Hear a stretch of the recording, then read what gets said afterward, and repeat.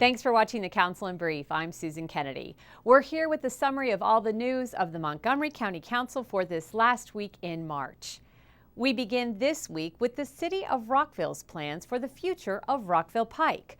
Officials from the city met with council members this week to brief them on their update to the Rockville Pike neighborhood plan. The plan focuses on transportation and land use issues along a 2-mile stretch of the Pike from Richard Montgomery Drive to Bow Avenue. Councilmember Nancy Florine briefed us on what they heard and how the city's plan fits in with the updated White Flint Master Plan. Our number one interest right now, of course, is how Rockville Pike will ultimately be designed. Will there be sufficient room to carry what has been expected to be located there, which is some kind of rapid transit bus service. And it raised a lot of the issues as to how local bus service will connect, how regional bus service might come through, and of course the ultimate connection to Metro, how this all is going to work. So that conversation is clearly beginning and is going to be pretty robust over the next year. Just over a year ago, the council passed legislation that requires restaurants with 20 or more chains nationwide to display calories on or next to menu boards.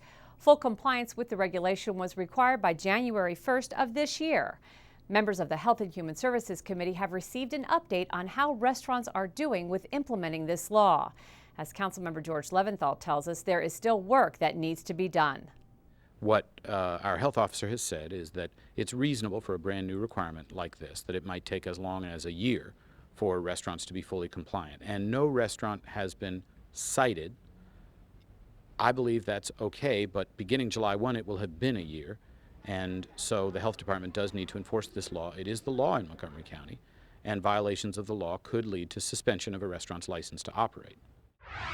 The council is continuing its work on a measure that addresses noise control as it relates to certain seasonal arts and outdoor activities. The bill would allow a performing arts facility which conducts at least 5 outdoor arts and entertainment activities to file a noise mitigation plan that would allow for a higher maximum noise level. The measure would also require the notification of potential home buyers about those activities near those areas.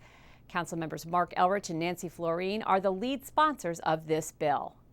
Actually, it started not as a NIMBY issue, but as a Strathmore issue. They were concerned that the concerts and the movies, all the things they'd historically been doing there, would run afoul of the noise ordinance once you put a whole new development that did not exist right up against the outdoor area.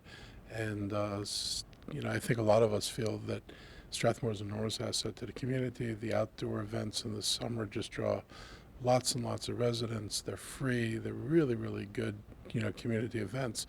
And we don't want to lose them because a development pops up, and then not only do they get to build the housing, but then they take away something from the community which everybody valued.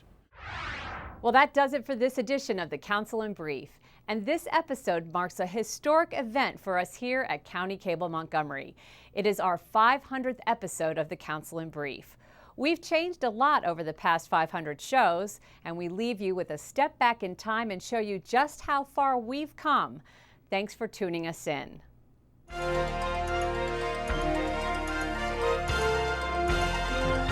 Hello and welcome to this edition of the Council in Brief. I'm Susan Kennedy. We're here to wrap up the agenda of the Montgomery County Council for the November 4th session. Councilmember Phil Andrews told us he introduced the measure because of public concern over how the procedure was working.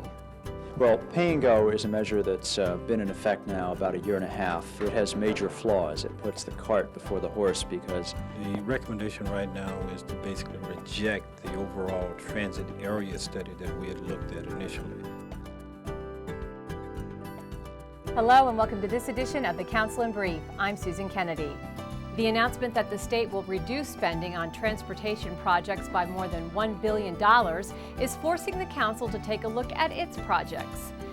Well, that does it for this edition of the Council in Brief. For County Cable Montgomery, I'm Susan Kennedy. Thanks for watching.